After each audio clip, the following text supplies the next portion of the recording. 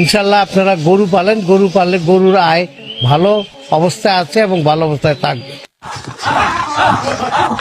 আমার এবার 250 রকম গরু হবে, এর মধ্যে 100 বিক্রি হয়ে গেছে। হ্যালো বন্ধুরা, প্রতি বছরের মতো এবছরেও ডিপজল ভাইয়ের খামারের গরুগুলো গাবতলী হাট কাঁপাচ্ছে। ডিপজল ভাই প্রতি বছরের মতো এবছরেও দামি দামি সব গরু লালন পালন করেছেন, যেগুলোর দাম লক্ষ নয় বরং কোটি টাকা।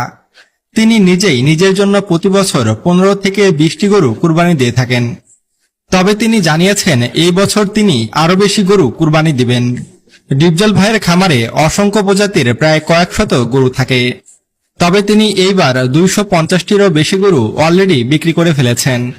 এখনো তার খামারে প্রায় 500 গরু রয়েছে, যেগুলোর চেহারা দেখে আপনি হতবাক হয়ে যাবেন। ভাববেন গরু কখনো এত বড় হয়ে থাকে। ডিপজল